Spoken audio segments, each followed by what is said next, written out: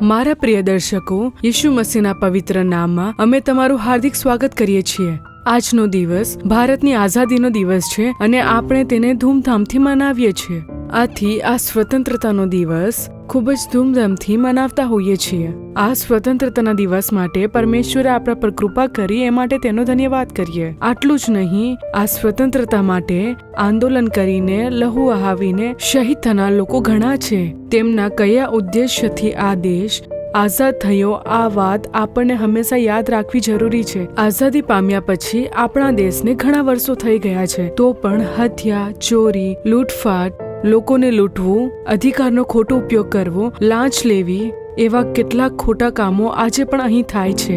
આ પ્રકારના ખોટા કામો આપણા દેશમાં ના થાય એ માટે આપણે પ્રાર્થના કરવાની છે. સૌથી પહેલા દેશમાં જે કુદરતી વસ્તુઓ છે તેની દેખભાળ માટે એક ડ્રામા જોઈશું અને તેના પછી ભાઈ મોહનસિંહ લાજરસનો સુસમાચાર સાંભળીને યહોવાનો આશીર્વાદ પ્રાપ્ત કરીએ.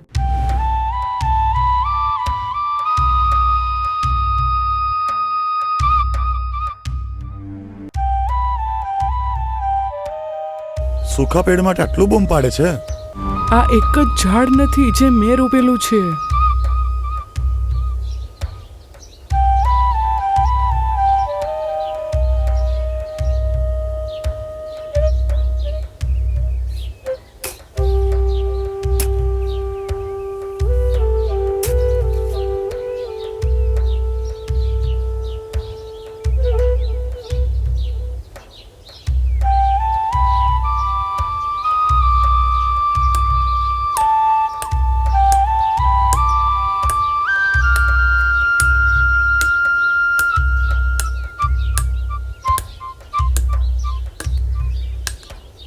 કેમ ભાઈ, તું નકામનું કેમ આ ઝાડ કાપે છે?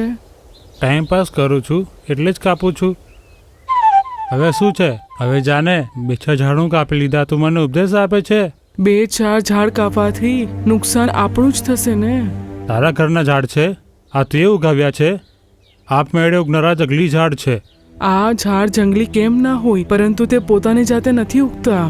આ જે પક્ષી છે પોતાના દાણા ખાઈને, આ જે પક્ષી ચરકે છે તેનાથી જે બીજ બને છે તેનાથી આ ઝાડ ઉગે છે. આપણે જે આ કુદરતમાં રહીને જીવીએ છીએ તે આપણા માટે પક્ષીઓની ભીખ છે. અને આ બધું પ્રભુએ પોતાની યોજનાથી બનાવ્યું છે. અને પ્રભુની બનાવેલી યોજના જો આપણે તોડશું તો આપણું જીવન પણ સંપૂર્ણ રીતે તૂટી જશે. આટલું જ નહીં, બીજાનું જે સામાન છે તેને ચોરવું ખોટું છે ને. હા, જે ગાડી ભરીને લઈ જાય છે એ લોકોને બોલને. હે,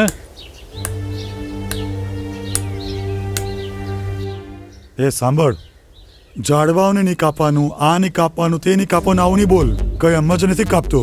કટિંગ વાળાને કટિંગ આપીને જ આ ઝાડ કાપું છું. તમે સરકારને ધોકો આપી શકો છો, પરંતુ તે પ્રભુને ધોકો નથી આપી શકતા. ચૂપચાપ ચાલી જા, એ તો મારથી ખરાબ બીજું કોઈ નહીં રહેશે. આ ઝાડ કાપી કાપીને ગાડીઓ ભરશો તો જંગલમાં રહેવા વાળા પશુ પક્ષી, જીવ જંતુ આ બધા મરી જશે ને. અને કોઈની જિંદગી તેનાથી છીનવું આ પાપ છે ને. આ પાપ બધું જોશું તો અમે જીવી નહીં શકશું. પરંતુ આ ઝાડ કાપતા રહેશું તો આપણે જીવી ના શકશું. એ ડોહી, હમણાં જાને અહીંથી. ઝાડ નહીં હશે તો વરસાદ પણ ના થશે. અહીં સુધી કે તમને લોકોને પણ પીવા માટેનું પાણી નહીં મળશે. ભાઈ, પાણી નહીં રહેશે તો ટેન્કરમાં લઈને આવી જવા. મેં પોતાના ઘર માટે ટેન્કરમાં લઈ આવશો, પરંતુ જે લોકો આ જંગલના ભરોસે છે તે લોકો શું કરશે? કઈ બીજે જવા કે ને.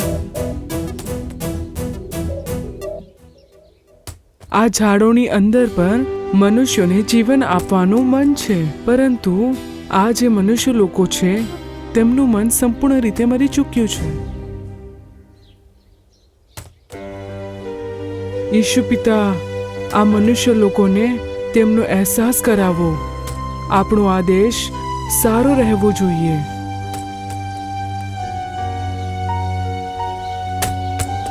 હમણાં જા.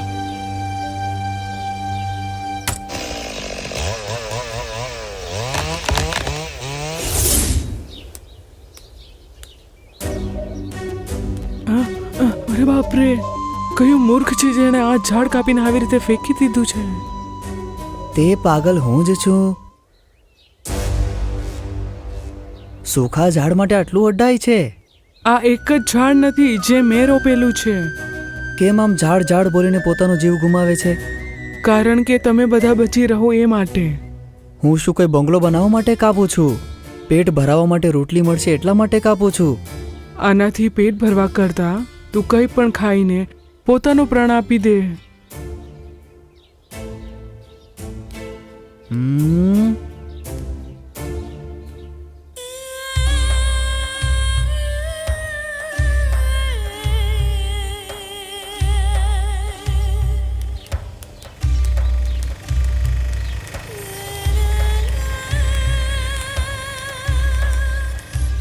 જોઈ લીધું, પૈસાવાળા ટેન્કર ભરીને પાણી લઈ જાય છે અને આપણે 8 મીલ દૂર જઈને લઈને આવીએ છીએ. હવે શું કહું? આપણે તો બસ બોલી શકીએ છીએ. ગાય બકરીઓને કોઈ જગ્યાએ ચરાવી શકતા પણ નથી. આનાથી સારું આ ગામ છોડીને દૂર જતા રહીએ.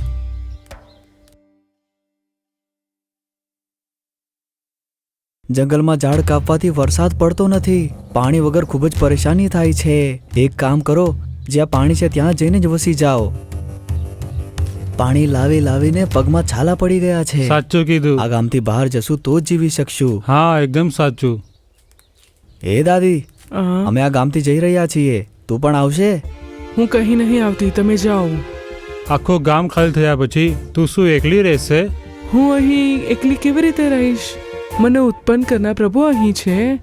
પ્રભુનું બનાવનાર આ જંગલ અહીં છે. અરે તે શેનો પ્રભુ? તેણે તો વરસાદ જ રોકી દીધો. જંગલનો નાશ કર્યો તમે અને પ્રભુ ઉપર આરોપ લગાવો છો.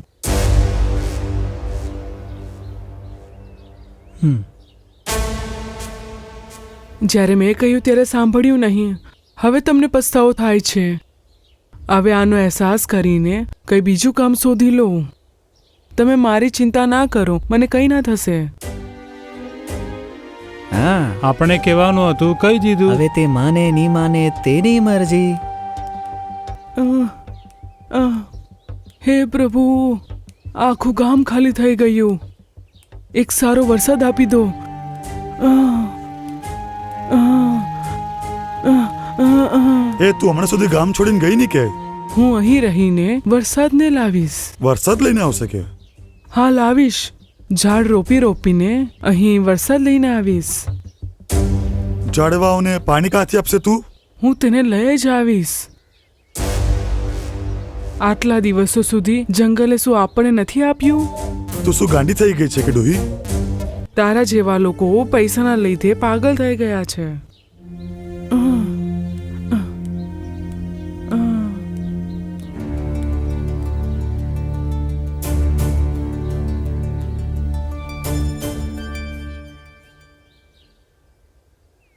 બધા લોકો કામ છોડીને ગયા છે. આપણે પણ ચાલ્યા જઈએ.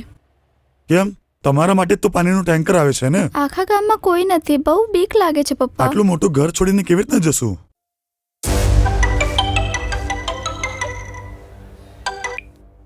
હેલો, ઓ એવું છે?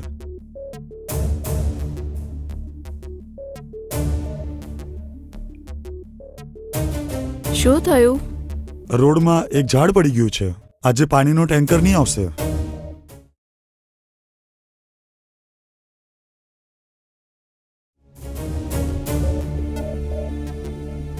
સાંભળો, એક અઠવાડિયા સુધી સાચવી લીધું. આજે પાણીનો ટેન્કર આવવાનો હતો, હજુ સુધી નથી આવ્યો. રોડ હજુ ખુલ્યો નથી. જરાક પણ પાણી નથી. ગામમાં પણ કોઈ નથી. પાણી માટે કંઈક ને કંઈક કરો ને. માં, શું પીવા માટે બિલકુલ પાણી નથી માં?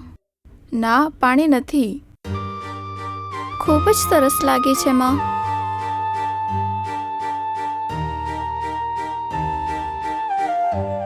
છે આ ગામ છોડીને જઈ પણ નહીં શકું. સારું, મેં જઈને એક માટલું પાણી લઈને આવું છું. દીકરી, મેં હમણાં જઈને પાણી લઈને આવું.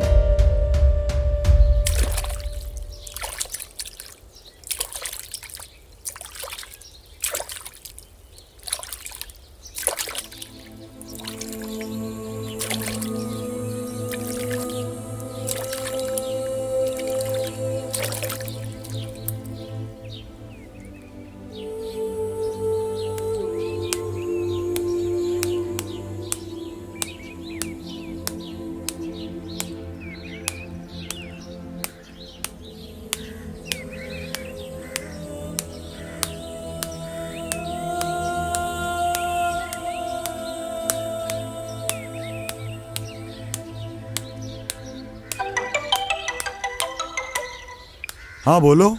દીકરી બેહોશ થઈને નીચે પડી ગઈ. શું?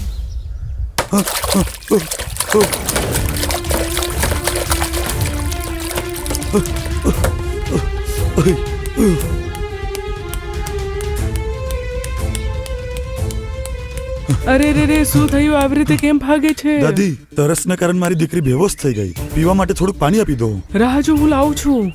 અ, અ, અ, અ, આ લે, જલ્દી જા.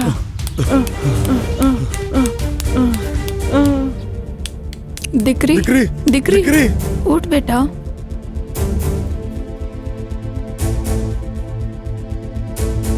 દીકરી,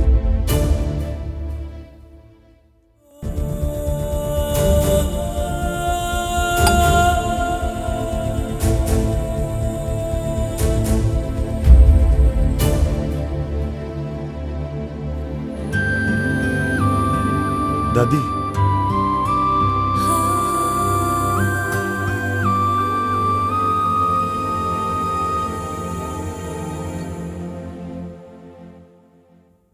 જો તમે આ ગામમાં નહીં રહેતે તો મારી દીકરીનું ખબર નહીં શું થતે. મેં કંઈ નથી કર્યું. તે પરમેશ્વરે જ તમારી સહાયતા કરી છે. જેમ તમે કહ્યું હતું, આજે આ ગામમાં એક બૂંદ પણ પાણી નથી. ભાઈ, ઝાડ રહેશે તો જ વરસાદ, વરસાદ રહેશે તો જ ઝાડ રહેશે. જો આ બંને વસ્તુ ના રહેશે તો આપણે પણ ના રહેશું. યહોવા ઉત્તમ પદાર્થ આપશે અને આપણી ભૂમિ પોતાની ઉપજ આપશે, એવું બાઇબલમાં કહ્યું છે. પ્રભુએ આ જે કુદરત છે તેને ભલાઈ માટે બનાવી છે. તેની દેખભાળ કરશું તો ભૂમિ આપણને સારી ઉપજ આપશે, તો આપણે પણ આપણી પેઢીઓ આશીર્વાદિત રહેશે. જંગલને કાપીને એક મોટું અને સુંદર ઘર આપણે રખે બનાવીએ, પરંતુ અંતમાં તે એક ઘર જ રહેશે, કેમ કે જીવવા માટે આપણે જીવિત ના રહેશું. ઝાડને પ્રેમ કરશું, આ ધરતીને પ્રેમ કરશું અને આ બધું જ બનાવવાવાળા યીશુને પ્યાર કરશું.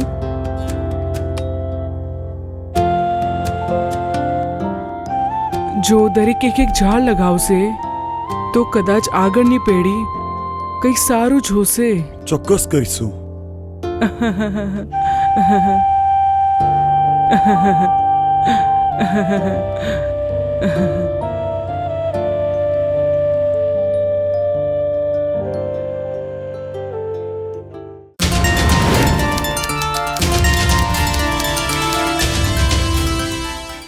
મારા વાલા પ્રિયો, ઈસુ ખ્રિસ્તના નામે તમારું હાર્દિક સ્વાગત છે.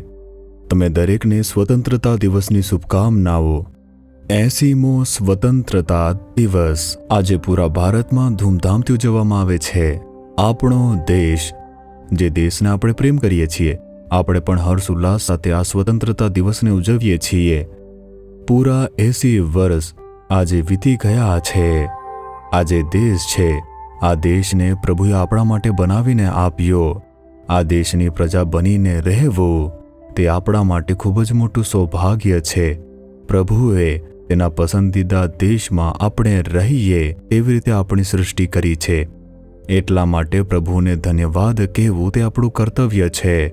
તો આ જે દેશ છે, પ્રભુ દ્વારા આપણને આપવામાં આવેલું દેશ છે.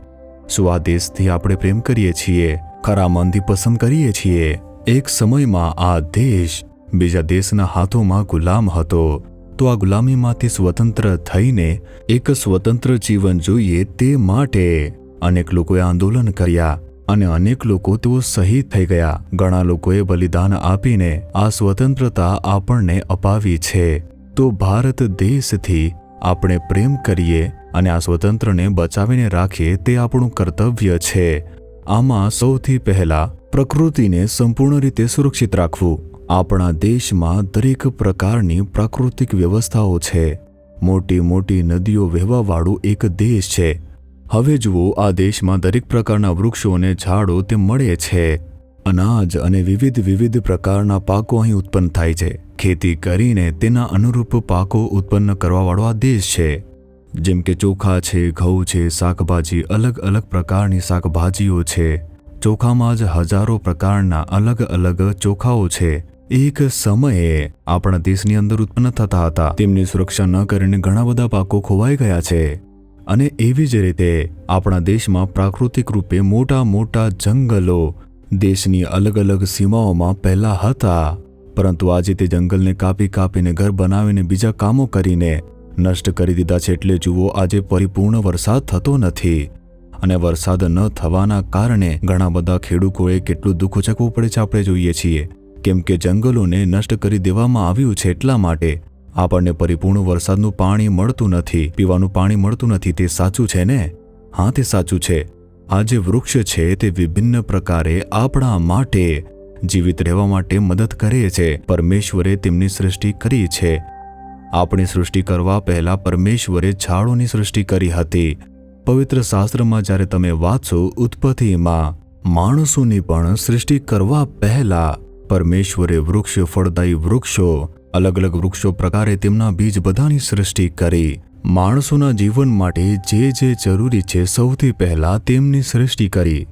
તેના પછી અંતમાં માણસોની સૃષ્ટિ કરી. આવી રીતે બાઇબલમાં જોઈએ છીએ. અને કેવળ આટલું જ નહીં, માણસોની પરમેશ્વરે સૃષ્ટિ કરીને તેને એક વાટિકામાં મૂકી, જેમાં વૃક્ષ છે, ફૂલો છે, અલગ અલગ જાતિના વૃક્ષ, છોડ, આવા એક મોટા બગીચામાં રાખીને તેમને કહ્યું કે અહીં પ્રસન્નતાથી રહો.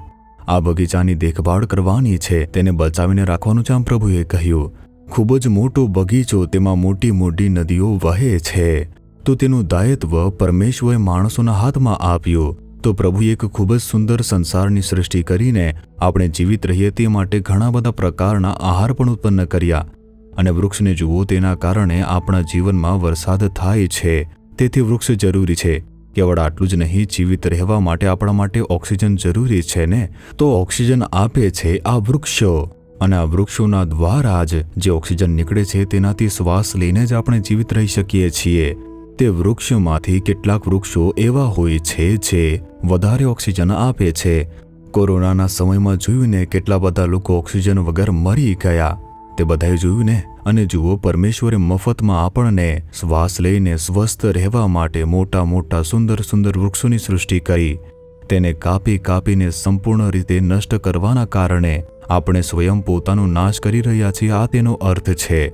આપણે પોતાના આશીર્વાદ માટે પોતે જ રૂકાવટ છીએ. એટલા માટે વૃક્ષને બેકારમાં કાપવાથી આપણે બચાવવું જોઈએ. અને જો કોઈ વૃક્ષને કાપવાની પરિસ્થિતિ આવી જાય તો તેની પાસે જ વૃક્ષના બે છોડ ઉગાવી દો, અથવા બીજી જગ્યાએ લગવાની સુવિધા છે તો તે લગાવીને વૃક્ષ કાપો. તો ધીરે ધીરે તે વૃક્ષ વધીને પોતાનું કામ કરવા લાગશે. એટલા માટે વૃક્ષ ઉગાવવું ખૂબ જ આવશ્યક છે. અમે અમારી તરફથી ઘણા બધા રીતે પ્રેરિત કર્યું છે. જ્યારે 75મો સ્વતંત્રતા દિવસ ઉજવવામાં આવ્યો તો તે વર્ષે 75 વૃક્ષના છોડ આપીને વૃક્ષ વિકસિત કરવા માટે અનેક લોકોને પ્રેરિત કર્યું. આજે તે નાના નાના છોડ મોટા થઈ ગયા છે અને તે જોઈને મનને ખૂબ જ પ્રસન્નતા મળે છે. ઇઝરાયલ દેશ છે ને, તે લગભગ 1900 વર્ષ પહેલા દેશ જ ન હતું. અલગ અલગ જગ્યાઓમાં વિખરાયેલું હતું. સન 1948માં જ તેને સ્વતંત્રતા મળી અને આવી રીતે તે દેશને માન્યતા મળી. આ ઇઝરાયેલી લોકો જ્યારે અલગ અલગ જગ્યાએથી પોતાના દેશમાં પાછા આવ્યા તો ત્યાંની સરકારે સૌથી પહેલું કામ શું કર્યું ખબર છે? બધા લોકો એક વૃક્ષ વાવો. દરેકને ઘરની સામે એક વૃક્ષ હોવું જોઈએ. તેની સંભાળ રાખવાનું છે, સુરક્ષા રાખવાનું છે. ફળ આપવાવાળા છોડ લગાવો. કેવળ સુંદર દેખાવાવાળા વૃક્ષ લગાવશો નહીં. ફળ આપવાવાળા વૃક્ષ લગાવીને તેમને પ્રોત્સાહિત કર્યો. અને લોકોએ ભારી સંખ્યામાં વૃક્ષ લગાવ્યા.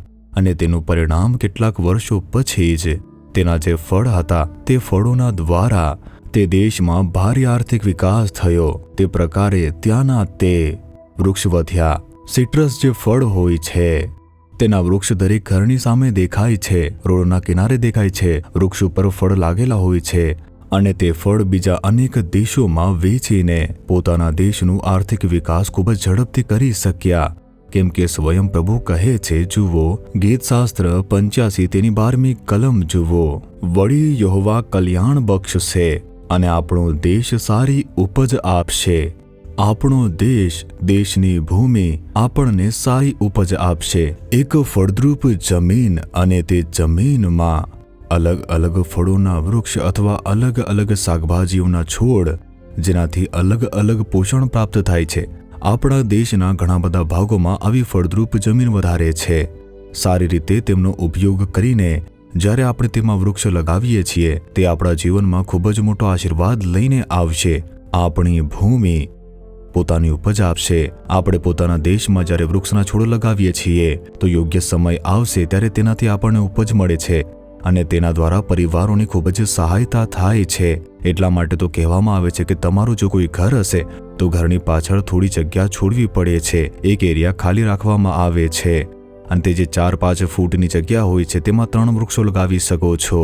ઓછામાં ઓછું 1 વૃક્ષ લગાવો. જેવી રીતે સંતરાનું વૃક્ષ હોય છે, લીંબુનું વૃક્ષ હોય છે, જમરૂકનું વૃક્ષ, આવી રીતે જેવી રીતે સરગવાનું વૃક્ષ હોય છે, સારા ફળ આપવાવાળા ઉપજના જે વૃક્ષ લગાવશો તો તેનાથી તમારા ઘરને ખૂબ જ સહાયતા મળશે. તમારા ઘરની ચારો તરફ વૃક્ષ રહેશે તો ખૂબ જ ઠંડક રહેશે અને જ્યારે તે વૃક્ષથી તમને ઉપજ મળશે ત્યારે તમારી આવક પણ થશે અને તે જોઈને તમારું મન પણ પ્રસન્ન થશે. તો તેમાં પાણી નાખીને જ્યારે તેની સંભાળ તમે કરશો ત્યારે એક ઉચિત સમય આવશે જ્યારે તમારા મનને એક પ્રસન્નતા પણ મળશે.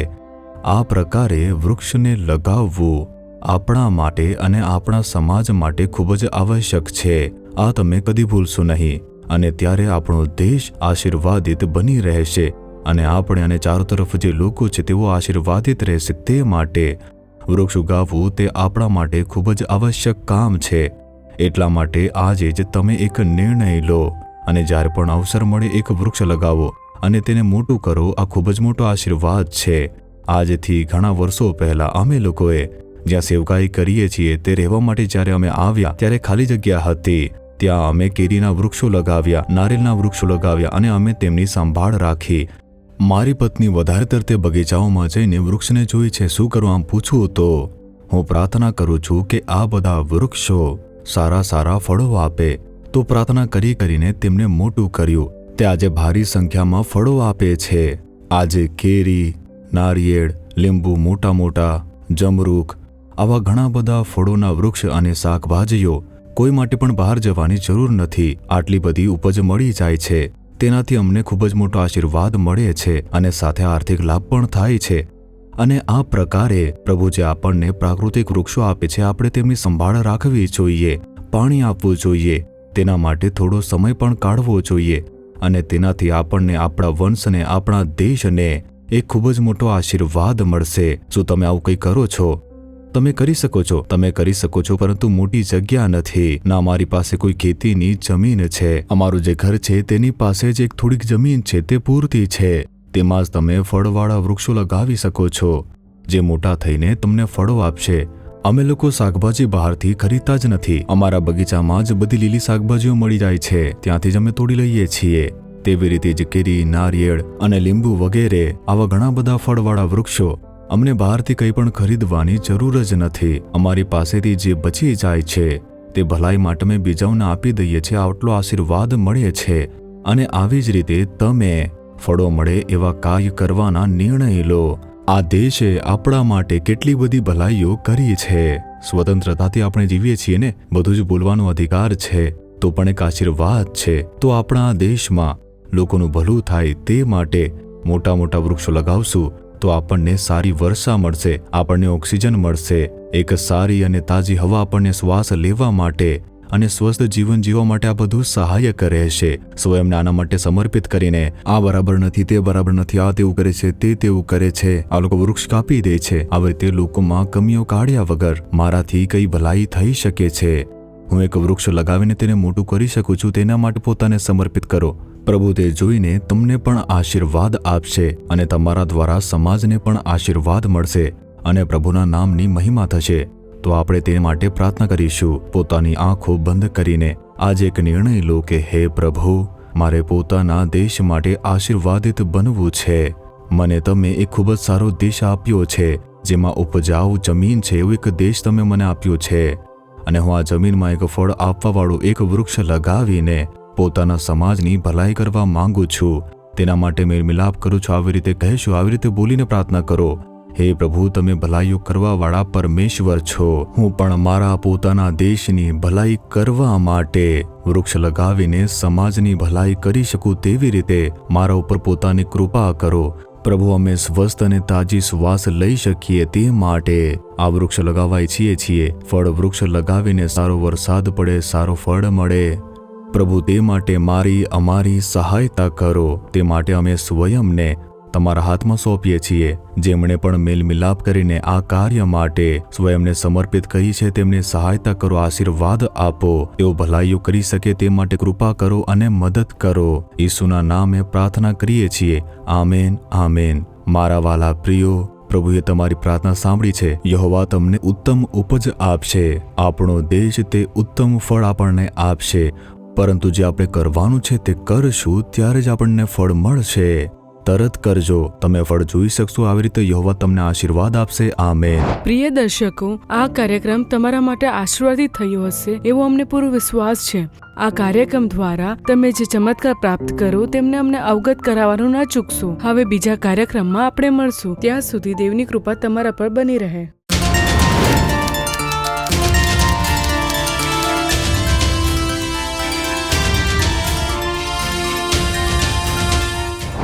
This program is sponsored by Niswo Marine Surveys LLP, Chennai. For further details and prayer support, contact Jesus Redeems Ministries, Nallumavadi, Tuticorin District, 628211. Our phone number 04435454545. Email info@jesusredeems.org. Our website www.jesusredeems.com. God bless you.